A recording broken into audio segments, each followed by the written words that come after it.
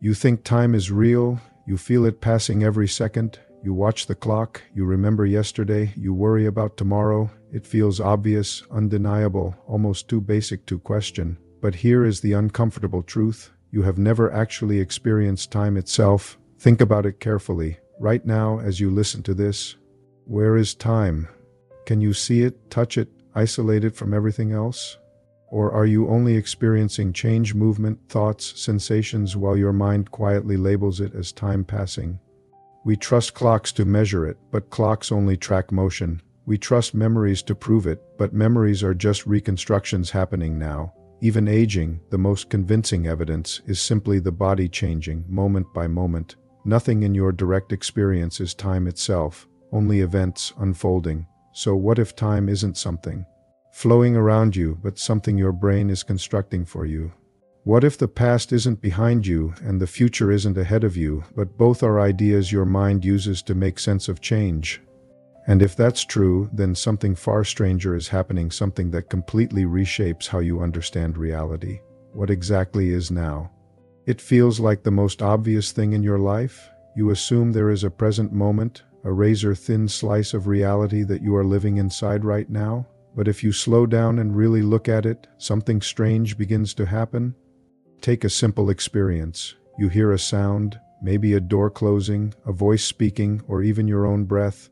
It feels immediate, like it's happening in real time, but the sound had to travel through the air, reach your ears, get converted into electrical signals, and then be processed by your brain before you became aware of it. That process takes time, even if it's only milliseconds. By the time you hear anything, it has already happened.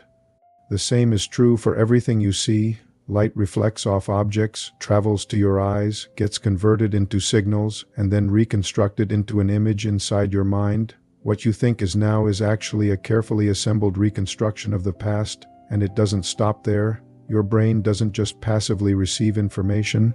It delays, filters, and stitches together different inputs to create a smooth, continuous experience. In fact, neuroscience suggests your brain is always slightly behind reality, constantly catching up. So ask yourself again, where is the present moment?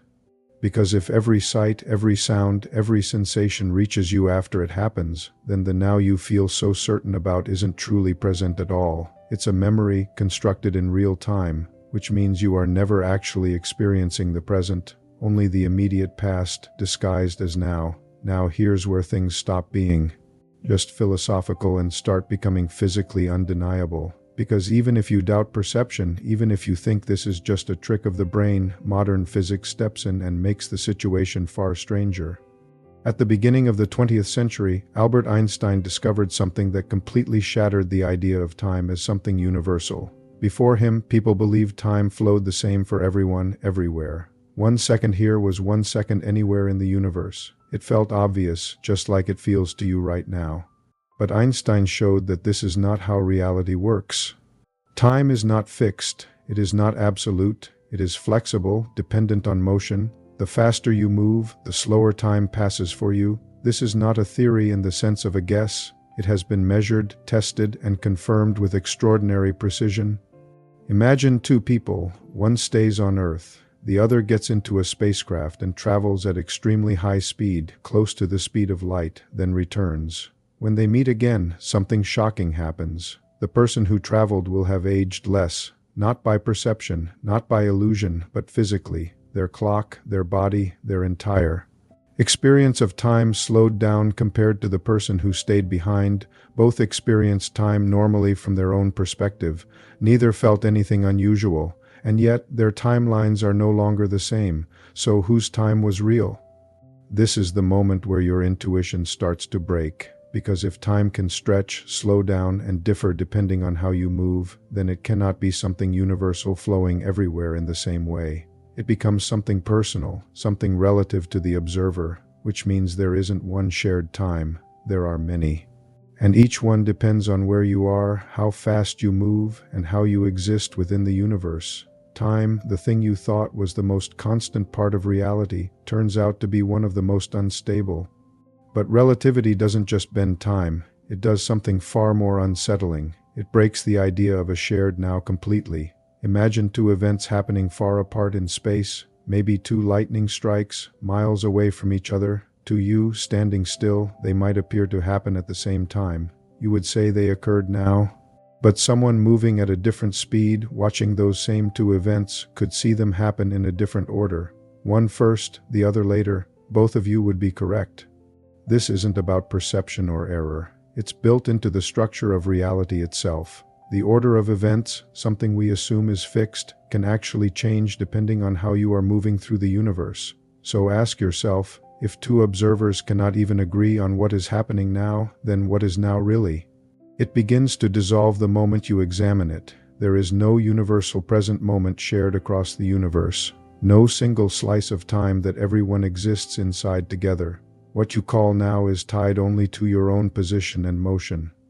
And if that's true, something deeper follows. The division between past, present, and future starts to lose its meaning. Because if different observers disagree on what is happening now, then events you consider part of the future might already be someone else's present, and events you believe are happening now might already belong to someone else's past, which suggests something radical. Maybe the universe isn't unfolding moment by moment the way it feels. Maybe all moments exist, and what you experience as now is just one perspective moving through something much larger.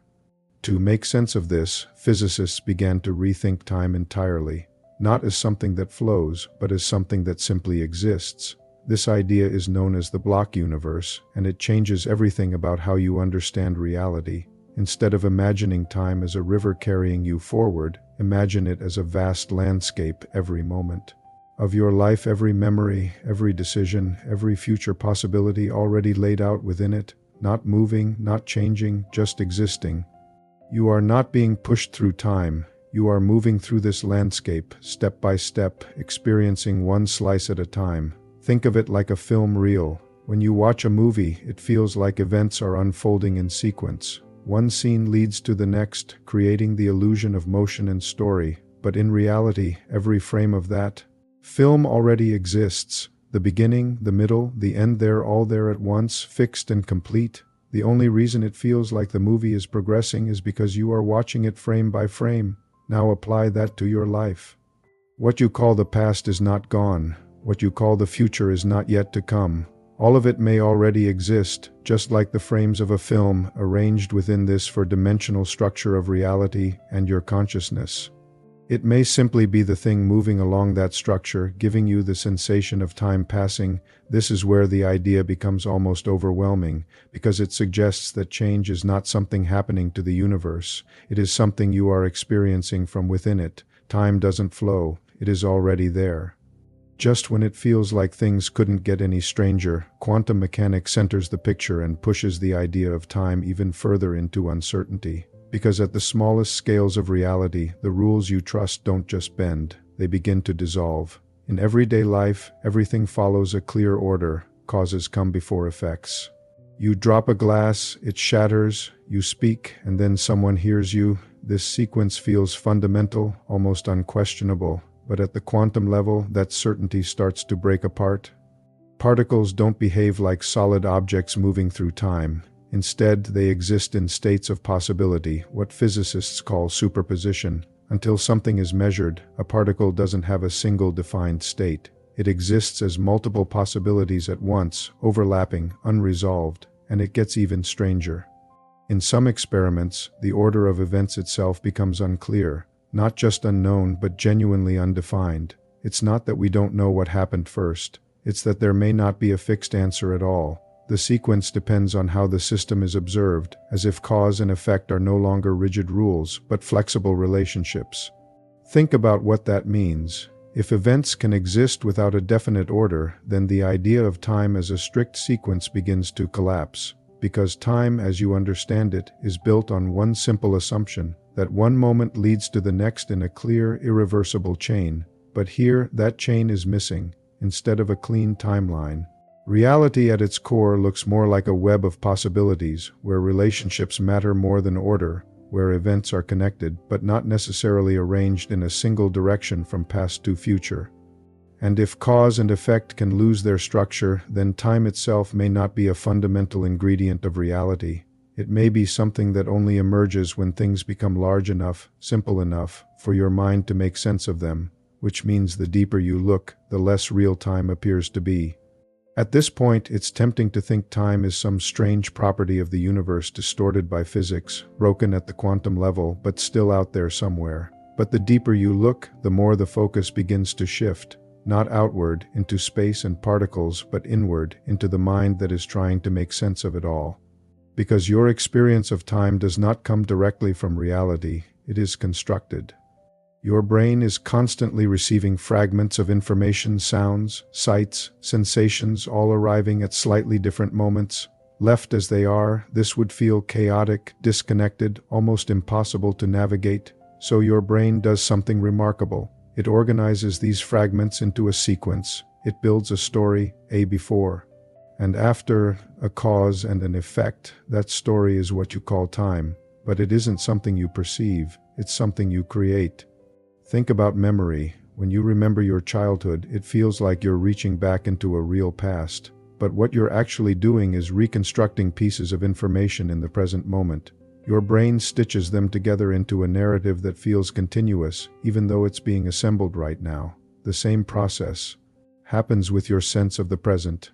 Your brain gathers incoming signals, delays them slightly, and then presents them as a smooth, flowing experience. It hides the gaps, the delays, the inconsistencies, and gives you the illusion of a stable timeline. Why?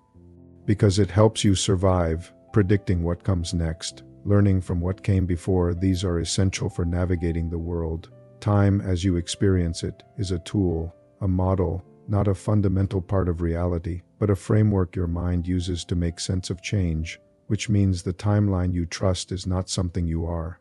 Inside, it is something your brain is constantly building for you. So after all of this, you're left with a question that feels almost unsettling in its simplicity. If time isn't fundamental, if it doesn't truly flow, then what is actually real? What remains when you strip away the illusion is not time, but change. Things don't exist in a timeline moving from past to future. Instead, reality is made of relationships, connections between events, patterns of transformation, structures that define how one state relates to another. What you perceive as time is just your way of navigating those relationships, turning them into a story you can understand. The universe doesn't need time to exist. It only needs structure. It only needs the way things are arranged and how they connect. And your mind takes that structure and translates it into motion, into sequence, into something that feels like a flowing experience. That's the shift. Time is not the stage on which reality unfolds. It is the interpretation your brain creates to make sense of something far more abstract. So what is real is not the ticking of moments, but the existence of change itself. Not a river carrying you forward, but a vast network of relationships, quietly holding everything that is, all at once. Now bring it back to yourself, not as an idea, but as your life. You've always believed your past is gone, that it slipped away moment by moment, leaving only memories behind. But what if it never disappeared? What if every version of you still exists, not as a memory, but as a real part of the structure of reality? The child you were, the person you are now, the person you will become, not separate, not lost in time, but all existing together, like different positions in a landscape you are moving through. And your future? It feels open, uncertain, not yet written. But if time isn't something that flows, then maybe the future isn't something waiting to happen. Maybe it already exists, just not from where you're currently standing. This is where it becomes deeply personal, because it means your life is not something being carried forward by time. You are not drifting from past to future. You are part of something far more still, far more complete. A structure where every moment is already there, and your awareness is simply tracing a path through it. So when you feel time passing, when you feel moments slipping away, understand what you're actually experiencing. Not the movement of time, but the movement of yourself through a reality where nothing is truly lost and nothing is truly on its way.